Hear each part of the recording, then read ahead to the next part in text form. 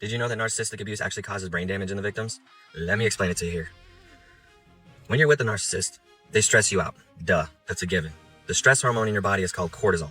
Your cortisol level in your body over time raises to such an astronomical level that if it was spread over to 2 to 3 people, it would still be considered high for those 3 people, but it's all within you.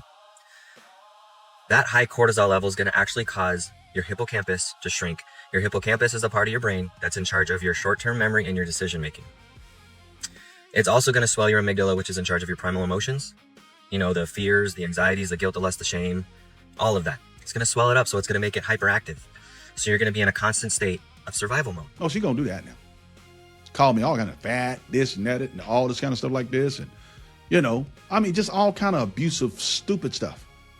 And all the other abuses that y'all come up with that's not, in my opinion, real substantive abuse, but all of it.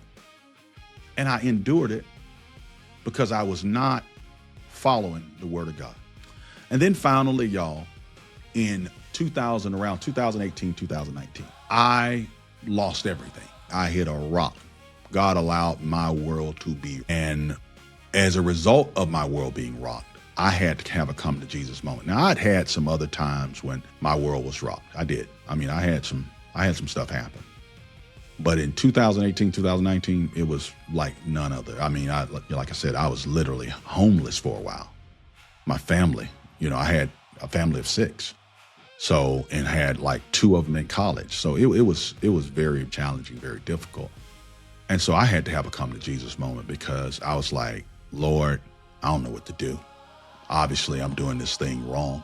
I'm doing my life wrong, but I also realized I was doing my marriage wrong because through all of that foolishness, my wife was just unrelenting. I was the reason for everything. And you could say, hey, guess what?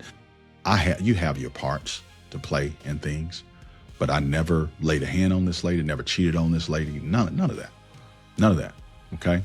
But I was being blamed for everything and a lot of abuse.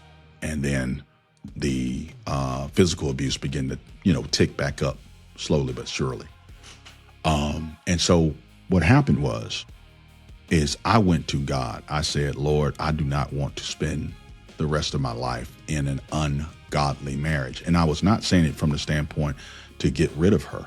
I was saying it from the standpoint of I want our marriage to change. I want me to change and I want her to change. And so I asked God to intervene. I even shared with her, hey, I don't want our next, 50 years or whatever the case may be to be like these were. So here for a long time, by the way. I had this video showing this lady, she had endured for 24 years or something like that. Matter of fact, I'm gonna show you that video.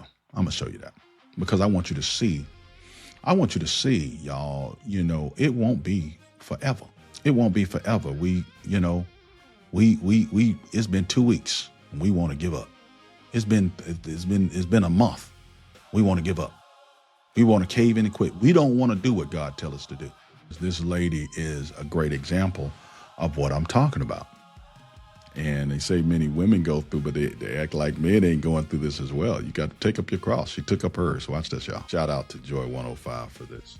Say, I'm so blessed because I grew up under, when it wasn't any young people, I have to watch me, wasn't any young people in the church at Greater Zion Temple, wasn't many.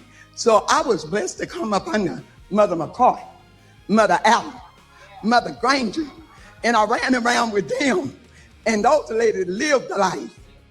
And so they taught me, I didn't want that teaching. They was hard. They told me I had to stay with that man. And I had to serve 24 years with him. But they told me I'd stay, but I love Jesus so much. I did what they told me. They went as far as to tell me, when I tell them, Mother, he been gone for 6 weeks, and he came in at 2 o'clock, and he asked me to cook. Mother said, you cook. Behind his shirt. Now, he been gone. And I was at a conference where some young women say they never would have did that. And guess what? The old Hazel wouldn't. I wouldn't have done it. And so I just asked y'all to pray and thank God that it saved me.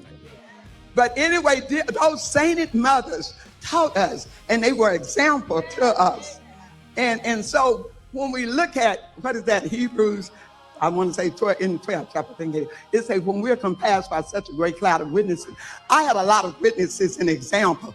So and what happened when I would want to give up, they'll say, God will keep you if you want to be kept. That was one of their slogans. They would tell again today. They would. And they would let you live any kind of way. They would snatch your dress down. They wouldn't tell you to pull it down. They would snatch it down. So you see what I'm saying, y'all? Listen at the lady. She said she's 24 years. She had to serve 24 years with that man. But she took up her cross, but look at her now. Look at it, how God has elevated her now. She's now speaking to women, teaching them how to be godly women. And she's thanking God that they told her to do that. They told her to take up her cross. Don't give up. She said, if you can get through it, if you want to get through it, this is what God put in my heart. This is what he told me through his word. So this word is not just for me. This is what God said. You can do all things through Christ who strengthens you. Without me, you can do nothing, but without me, you can do all things. And so I had to deal with it. Y'all, I had to deal with it. Just like that mother did.